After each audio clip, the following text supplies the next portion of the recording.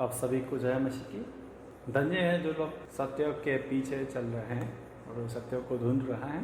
परमेश्वर जरूर उनको प्रकाशन देगा और सत्य की ओर ले जाएंगे और अनंत जीवन इंजॉय करने देंगे। तो आइए हम आज उद्धार के बारे में हम अध्ययन करेंगे, जो बाइबल उद्धार के बारे में क्या बताता है और बेसिक जो ज्ञान है वो क्या है, उसके बारे में हम सोचेंगे। आजकल उद्धार के बारे में काफ़ी लोग गलत सोचते हैं कि उद्धार संसारिक आशीष पाने के लिए है या सिर्फ स्वर्ग जाने के लिए है। तो उद्धार सच में क्या है और उद्धार के बारे में बाइबल क्या बताता है, हम उसके बारे में जानेंगे। आदि में परमेश्वर था और परमेश्वर स्वर्ग में रहता है। स्वर्ग में टाइम नहीं है, समय नहीं है और जगह स्थान प्लेस भी नहीं है। तो ये हमारा यूनिवर्स से बिल्कुल अलग जगह है, अलग कुछ खास चीज़ है। तो हम इसको जगह भी नहीं बोल सकते हैं क्योंकि जगह नहीं है और वो टाइम के अंदर भी नहीं है, समय के अंदर भी नहीं है, इसलिए हम टाइम के रूप में भी हम नहीं समझा सकते हैं। लेकिन वचन बताता है आदि में परमेश्वर था। इसका मतलब जो है परमेश्वर ने पहले समय बनाया और समय के अंदर इतिहास को चालू कर दिया है। तो परमेश्वर ने अपनी भली इच्छा के अनुसार आकाश और पृथ्वी की सृष्टि की है।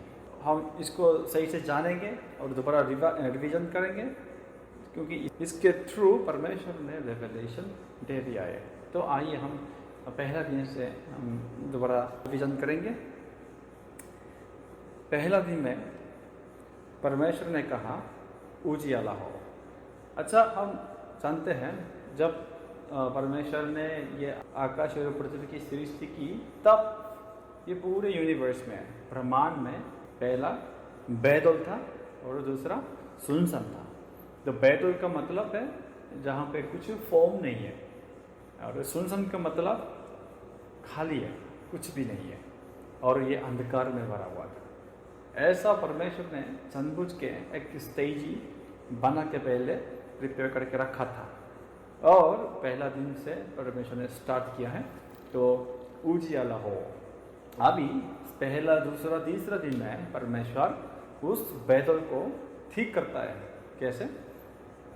फॉर्म बना के, फ्रेम बना के, इस जो जब पे उल्टा पुल्टा वही कोई फॉर्म नहीं था, उसको बिल्कुल ऑर्डर बना के रखा है। तो पहला दिन में परमेश्वर ने उजियाला हो करके उजियाला बनाया। दूसरा दिन पहले पृथ्वी जल से भरा हुआ था, तो परमेश्वर ने जल के बीच में आकाश बना के, एटमॉस्फेयर है उसको बना के रखा ताकि आकाश के ऊपर जल, आकाश के नीचे जल से ये अलग हो सके। तो परमेश्वर की बात के अनुसार ऐसा ही हो गया। तो आकाश और समुद्र अलग हो गया। तीसरे दिन परमेश्वर ने उस समुद्र में ऑर्डर दिया कि अब एक जगह में एकत्रित हो जाओ ताकि सूखी भूमि निकले। तो ऐसा ही हो गया। तो सूखी भूमि, ड्राई लैंड, जहाँ पे अभी हम चलते फिरते हैं, वो सब इसी टाइम में बना हुआ है। तो सूखी भूमि के ऊपर परमेश्वर ने पेड़ पौधे, फूल फल, जितना प्लांट्स, फ्रूट, वो सब वेजिटेबल्स सब इसी टाइम में परमेश्वर ने बनाया। ऐसा पहला दूसरा तीसरा दिन में परमेश्वर ने सब कुछ फॉर्म बनाया, फ्रेम बना के बैतल को ठीक कर दिया। अभी 14, 5वां, 6ठे दिन में परमेश्वर वो सुनसान को ठीक करता है, कुछ ना कुछ भरता है। तो चौथा दिन में परमेश्वर ने क्या किया है, सूरज, चांद, सितारे बना के वो उजियाला जो पहला दिन में बनाया था उसको प्रभुता करने वाला बनाया ताकि ये सूरज, चांद, सितारे आजकल हम सबको रोशनी देता है। और 5वां दिन दूसरे दिन से संबंधित है। जैसे दूसरे दिन में परमेश्वर ने आकाश बना के आकाश और समुद्र अलग कर दिया था। तो आकाश में पक्षी है और समुद्र में मछलियां बनाए। और छठा दिन तीसरा दिन में संबंधित है। तीसरा दिन में परमेश्वर ने सूखी भूमि बनाया। तो चौथा दिन में सूखी भूमि के ऊपर जितने रेंगने वाले और जीव जंतु, जानवरों को बना के रखा है। और सबसे आखिरी में परमेश्वर ने मिट्टी से अपने स्वरूप के अनुसार किसको बनाया? इंसान को बनाया, मनुष्य को बनाया, परमेश्वर के स्वरूप के अनुसार बनाया। इसका मतलब परमेश्वर ने कुछ स्पेशल बीइंग बनाया। ये जो पहला इंसान जो था, आदम था, वो परमेश्वर का सबसे बढ़िया और उत्तम क्रिएशन था। तो परमेश्वर ने अपने स्वरूप के अनुसार आत्मिक बीइंग, आत्मिक स्पिरिचुअल बीइंग के रूप में परमेश्वर ने बनाया, और इसको सही, अपनी सही स्थान समझाने के लिए परमेश्वर उसको आगे रहता है कि उत्पत्ति 1:28 में ऐसा लिखा है, फूलो फालो और पृथ्वी में भर जाओ और उसको अपने वास में कर लो, और समुद्र की मछलियों तथा आकाश के पक्षियों और पृथ्वी पर रेंगने वाले सब जंतुओं पर अधिकार रखो। परमेश्वर ने इंसान को बना के, मनुष्य को बना के सब चीज़ों के ऊपर अधिकारी के रूप में ठहरा है। इसको हम आसानी से ऐसे समझ सकते हैं कि मैं तुझे सब चीज़ों के ऊपर राजा बनाता, सब चीज़ों को प्रभुत्व करने वाला, परमेश्वर की जगह में वो खड़ा होकर सब चीज़ों को परमेश्वर की इच्छा के अनुसार चलाने वाला, रूल करने वाला। ये जो था पहला आदम था। परमेश्वर ने हमारी जो सही स्थान, सही जगह ऐसा ही रखी। इसलिए सब चीज जो पक्षियाँ हैं, मछलियाँ हैं, जानवर हैं, और जितने क्रिएशन मतलब सृष्टि जो है, ये सब मनुष्य के नीचे होना है। आजकल हम देखेंगे, संसार को देखेंगे, लोग इस ऑर्डर को ओबे नहीं करते हैं। कुछ चीज़ मनुष्य के भी ऊपर है, सबसे ऊपर पैसे। तो ये क्या हुआ, इस ऑर्डर से वो हट गया। तो उसके बारे में हम बाद में देखेंगे। तो ऐसा सही जगह परमेश्वर ने ऐसा ठहरा दिया। तो सब चीज़ों के ऊपर एक राजा के रूप में परमेश्वर की इच्छा के अनुसार सबको चलाएं, ये हमारी सही जगह थी। लेकिन परमेश्वर ने मनुष्य के ऊपर भी कोई है, उसको समझाने के लिए एक आज्ञा दी है कि तू वाटिका के सब वृक्षों का फल बिना खर्च के खा सकता है, पर भले या बुरे का ज्ञान का जो वृक्ष है उसका फल तू कभी न खा, क्योंकि जिस दिन तू उसका फल खाएगा उसी दिन अवश्य मर जाएगा। उत्पत्ति 2:16-17 में लिखा है। यहाँ पे परमेश्वर ने अदन वाटिका बना के मनुष्य को एक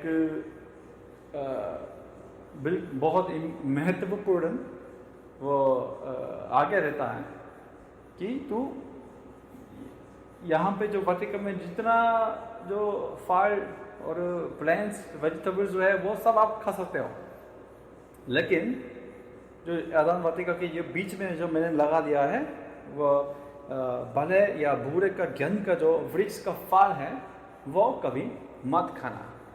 तो हमें इस फल के अंदर कुछ खास चीज़ को नहीं सोचना है, क्योंकि बाइबल उसके बारे में कोई बताता नहीं।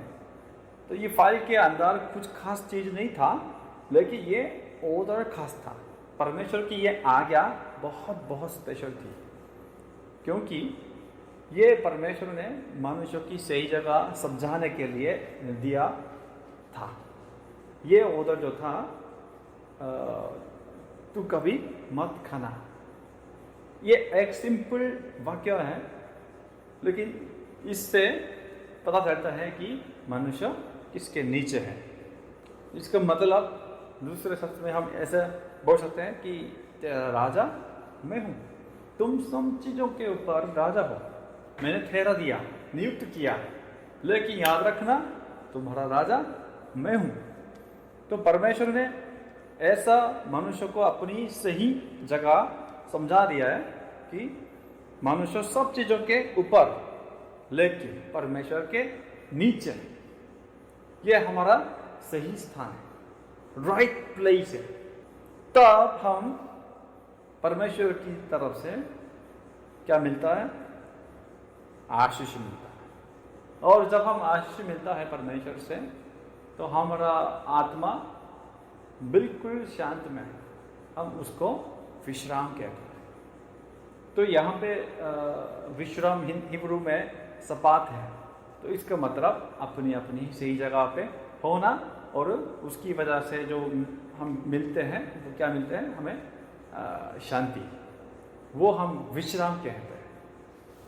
तो यहाँ पे मनुष्य हमारी सही जगह, मतलब मनुष्य मतलब सिर्फ आदम नहीं है, हम सब, आपको भी मुझको भी, हमारी सही जगह कहाँ थी? परमेश्वर के नीचे, सब चीज़ों के ऊपर। तो हम परमेश्वर की आज्ञा सुनने वाला, और परमेश्वर की आज्ञा सुनकर आमीन बोलने वाला, और आमीन बोलकर उसके अनुसार हम करने वाला, सब चीज़ों को इस्तेमाल करके, प्रयोग करके परमेश्वर की महिमा करना, ये हमारी सही जगह थी, हमारा राइट प्लेस था। तब हमें खुशी मिलता था, आनंद मिलता था, शांति मिलती थी, ये सब परमेश्वर की ओर से मिलता था। तो उससे मनुष्य बिल्कुल तृप्त था और संतुष्ट था, बिल्कुल खुश था।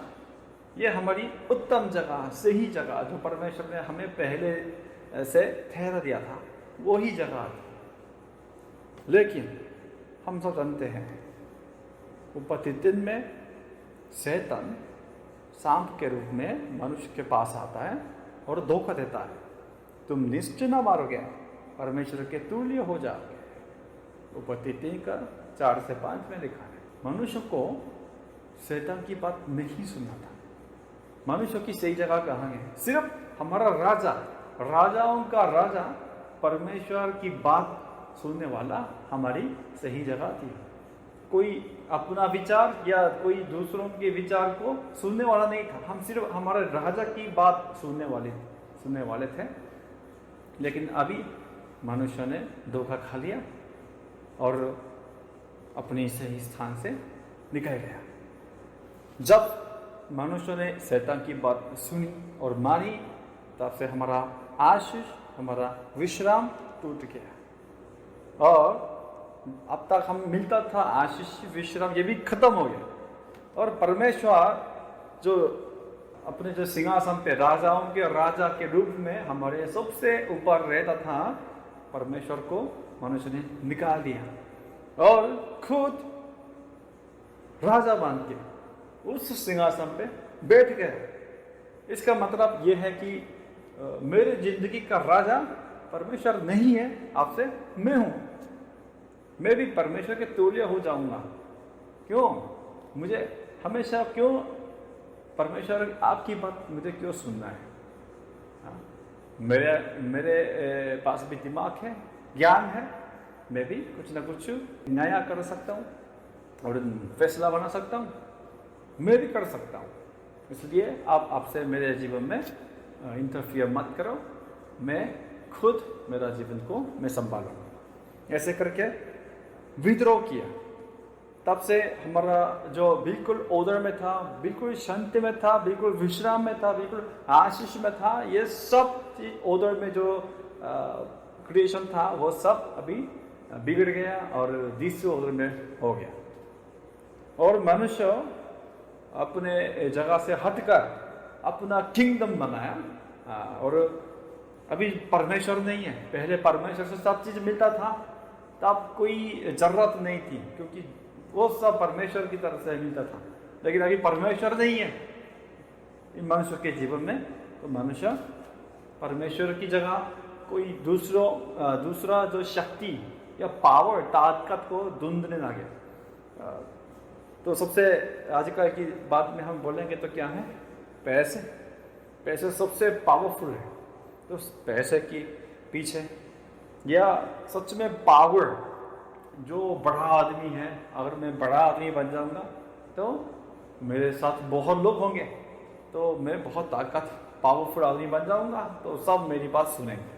और फेमस, पॉपुलर अगर मैं हो जाऊंगा तो बहुत लोग मेरी बात सुनेंगे, तो मैं इस सब चीज़ों के ऊपर मैं राजा बनूंगा। और इवन जो रिलेशनशिप्स, मेरे फैमिली को लेके भी एक ही है।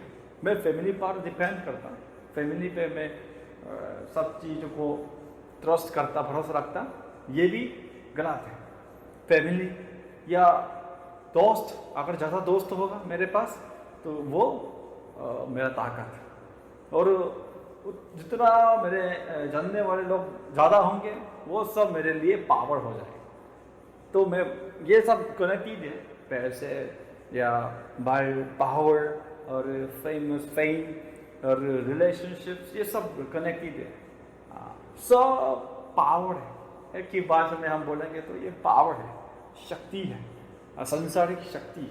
इसके पीछे करने लगे, ये इसमें भरोसा करने लगे, इससे सहारा लेने लगे, क्योंकि इसके बिना नहीं सर्वाइव कर सकते। इसलिए ये सब दुनिया के संसार की जो ताकत, शक्ति को परस्यू करने लगे, और उसको प्राप्त करने के लिए कुछ ना कुछ चाहिए था। मनुष्य के अंदर में जो परमेश्वर का जो मार्ग था, पहले परमेश्वर से सब कुछ मिला था, और ये मनुष्य सब स्पिरिचुअल बीइंग था। इसलिए परमेश्वर से रिलेटेड कुछ ना कुछ परस्यू करता है। इसलिए सुपर नेचुरल बीइंग होना चाहिए, लेकिन अभी परमेश्वर तो नहीं है, और सांसारिक पावर तो लेना चाहते हैं। इसलिए इन्होंने क्या बनाया? अपना भगवान बना, अपना देवता देवी बना, और मूर्ति बना, और इसको इस्तेमाल करके मैं पूजा करता हूँ, मैं सेक्रीफाइस करता हूँ, मेरे लिए पैसे दे दो, मुझको ज्ञान दे दो, मुझको फेम दिला दो, मुझको सब लोगों को मेरे हाथ में कर दो। अपने लिए ऐसा नया वर्ल्ड बनाया। लेकिन ये खाली एक जन का जो एक जन की कहानी नहीं है। सब मनुष्य अपना अपना अपना किंगडम बनाने लगे, और अभी संसार देखेंगे जितने लोग हैं अभी संसार में, पूरे विश्व में, ये लोग सब एक जन सब अपना अपना वर्ल्ड का किंग, राजा है, अपने अपने किंगडम का राजा है। इसको बाइबल कहता है पाप। अगर हम लोगों से पूछेंगे पाप क्या है, तो लोग ऐसे बोलेंगे जरूर कि चोरी या कुछ मर्डर या ऐसा वाला जो न्यूज़पेपर में आता है वो पाप है। लेकिन मैं पाप इतना ज़्यादा नहीं करता हूँ, मैं पापी तो नहीं हूँ। लेकिन पाप बाइबल परमेश्वर के सामने पाप का जो डेफिनेशन ऐसा नहीं है, संसारिक नजरिए से ये अलग है। ये बाइबल के अकॉर्डिंग जो पाप का जो डेफिनेशन ये है कि अपनी सही जगह से हटकर खुद राजा बांध के जो भी करता है वो सब पाप है, क्योंकि वो सब परमेश्वर के खिलाफ विद्रोही किया, विद्रोही बन गई। तो इसलिए ये विद्रोही जो भी करता है ये सब पाप है। चाहे ये अच्छा काम करता है, बहुत लोगों गरीबों को खिलाता है और गरीबों की बहुत मदद करता है, ये संसारिक पर्सपेक्टिव से ये तो ठीक है, बहुत अच्छा है, वो बहुत भला है। लेकिन परमेश्वर के आंखों में ये पाप है, क्योंकि ये इसका जीवन का राजा ये खुद इंसान है। तो परमेश्वर की सिंहासन में बैठकर जो भी करता है ये सब पाप है। अभी आप न्यूज़पेपर में हर दिन देखेंगे तो क्या आता है, क्या समाचार मिलता है? हत्या, किसने किसी को मर्डर किया, मार दिया, तो किसने किससे व्यभिचार किया।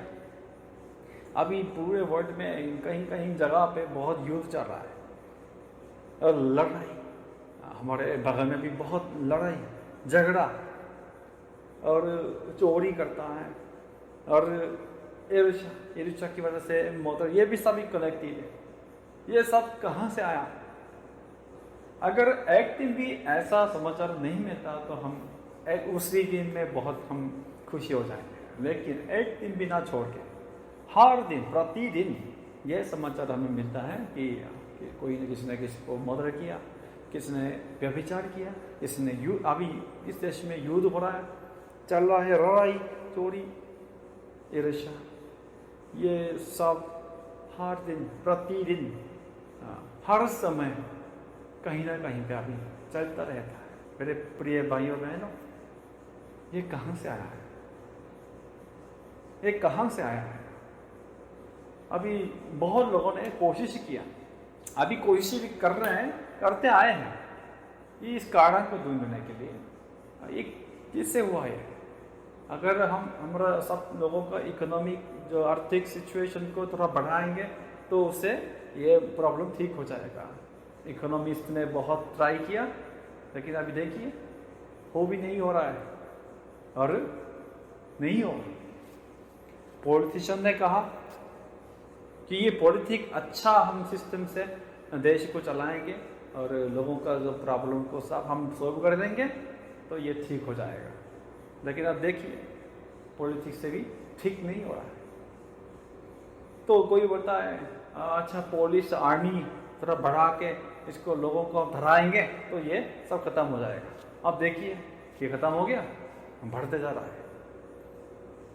और सोशलिस्ट ने कहा कि ये सोशल प्रॉब्लम है, हम इसको थोड़ा सोशल वर्क करके लोगों को हेल्प कर देंगे, मदद कर देंगे तो सबका जो आर्थिक सिचुएशन को बराबर हो जाएंगे तो सबको तृप्त तो होंगे और संतुष्ट मिलेगा, हम सब ठीक हो जाएंगे। लेकिन नहीं हो रहा है क्योंकि उनका स्टार्टिंग पॉइंट गलत है। ये सब अगर हम मैथ का जो कुछ क्वेश्चन सॉल्व कर रहा है तो उसमें आंसर बार बार गलत आ रहा है, तो बीच से वो चेकिंग नहीं करना है। हम स्टार्टिंग पॉइंट में जाके दोबारा शुरू से इसको सॉल्व करना शुरू करना है। तो स्टार्टिंग पॉइंट कहाँ से है ये किसी को भी नहीं मालूम, सिर्फ जिसने आकाश और पृथ्वी की सृष्टि की उसको मालूम है और वो बताता है ये कहाँ से है। ये सब पाप से है, पाप की वजह से है, उत्पत्ति 3 की वजह से हुआ। मेरे प्रिय भाइयों बहनों, आपको विश्वास करना है ये सारा प्रॉब्लम उत्पत्ति 3 की वजह से हुआ है।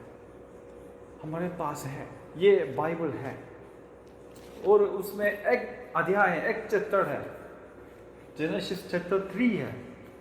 उसकी वजह से इस पूरे वर्ल्ड में इतना ट्रेजेडी अभी आ गया।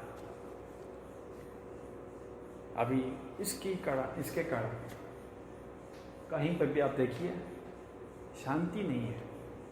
कहीं पे अभी शांति है, हमने देखा है ये बहुत पीसफुल है नहीं।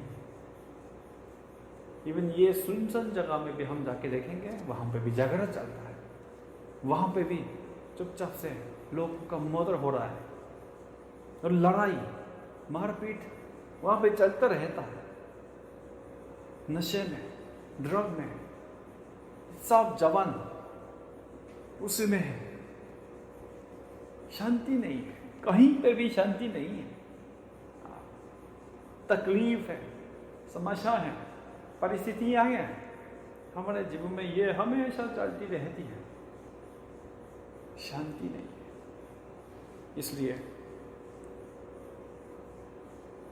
बाइबल बताता है पाप की मजदूरी मृत्यु है।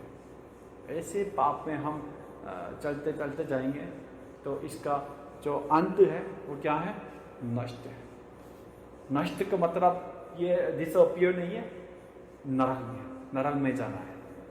नरक जो अनंत मृत्यु है, हम उसमें जाएंगे। बाइबल ये घोषित करता है तुम लोग सब मर जाओगे।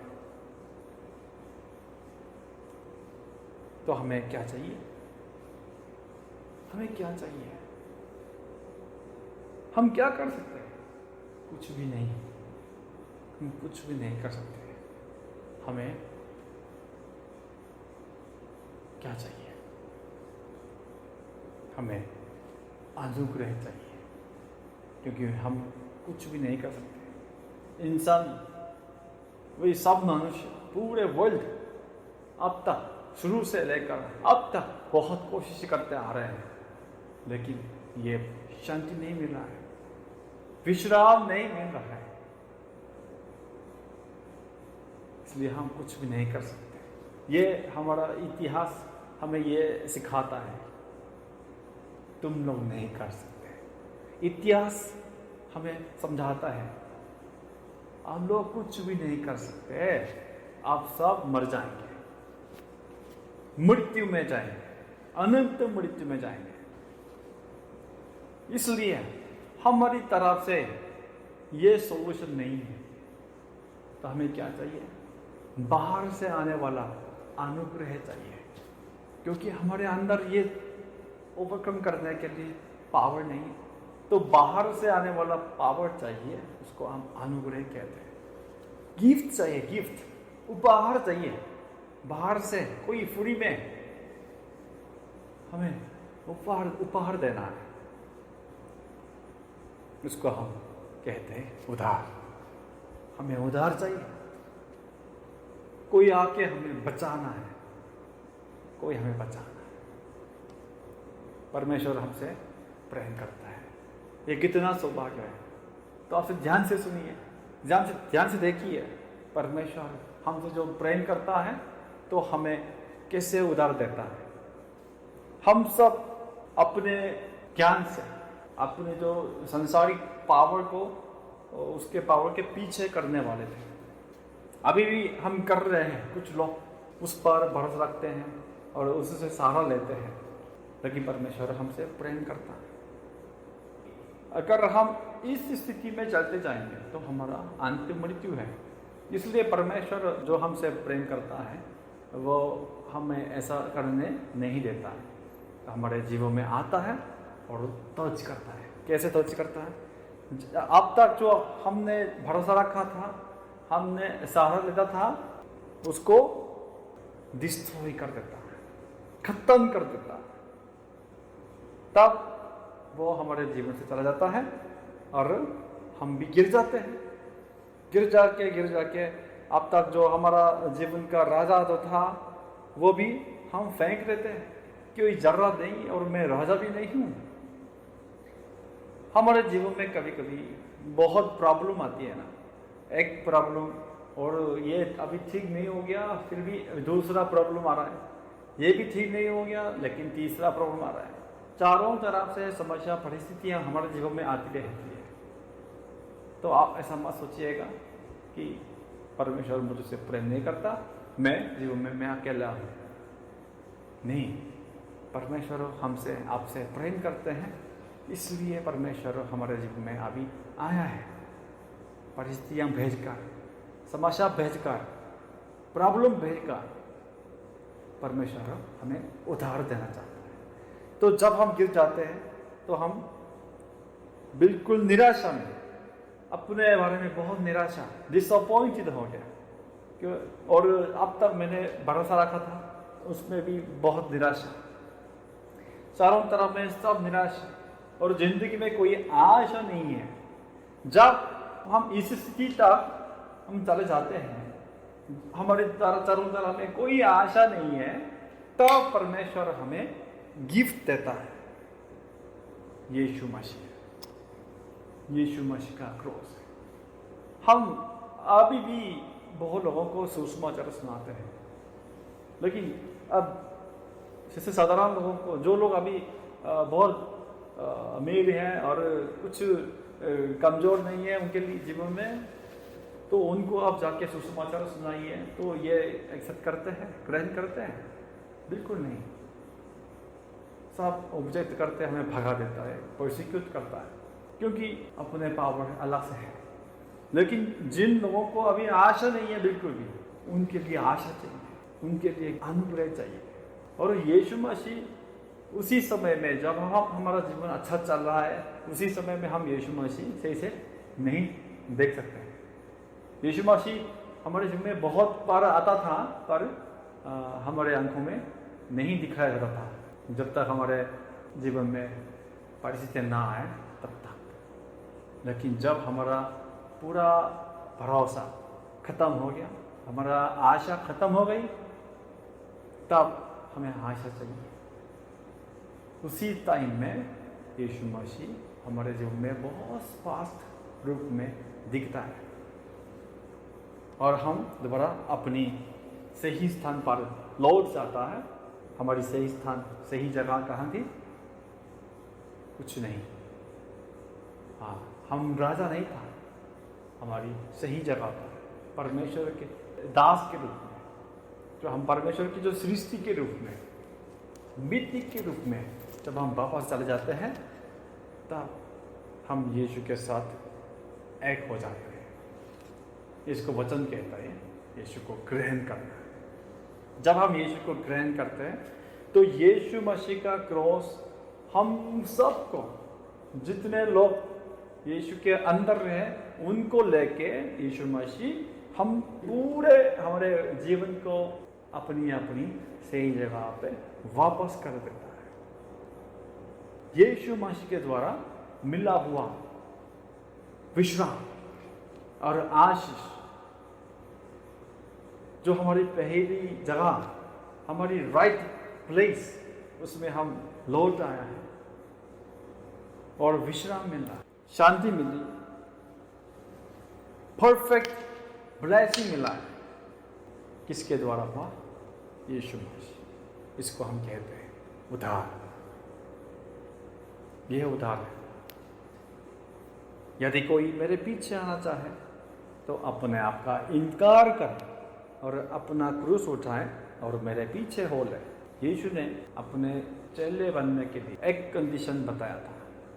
क्या है? अपना इनकार करें, अपना इनकार करें। हम बाइबल काफ़ी बार पढ़ते हैं, लेकिन इस आयत को हम बहुत जल्दी से वो स्किप करते हैं।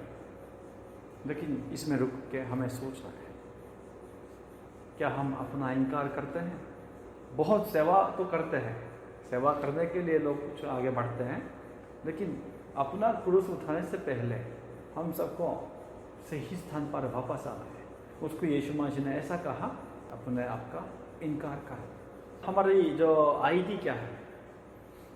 हम सबका आईडी मिट्टी है, क्योंकि परमेश्वर ने हमको मिट्टी से बनाया। मिट्टी का मतलब क्या है? कुछ नहीं, नथिंग। मिट्टी का आईडी नथिंग है। इसलिए आप लोग और मैं सब नथिंग।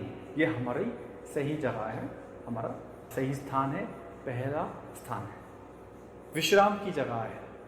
हम सब मिट्टी से बने हुए थे, और जब परमेश्वर ने सांस फूंका, तब से हम जीवित प्राणी बन गए। हमारी आईडी मिट्टी है, और परमेश्वर का आत्मा जब नहीं है, हम सब मिट्टी है। लेकिन मनुष्य परमेश्वर को उसके सिंहासन से निकाल करके खुद उस पर बैठकर अपना जीवन का राजा बन गया।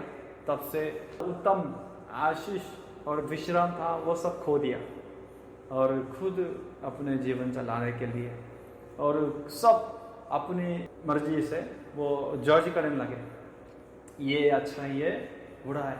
ये सब डिसीजन पहले परमेश्वर ही लेता था, और सारा आदमी, सारा इंसान जो है, सब परमेश्वर की वाणी को सुनता था, इसलिए कोई प्रॉब्लम नहीं था।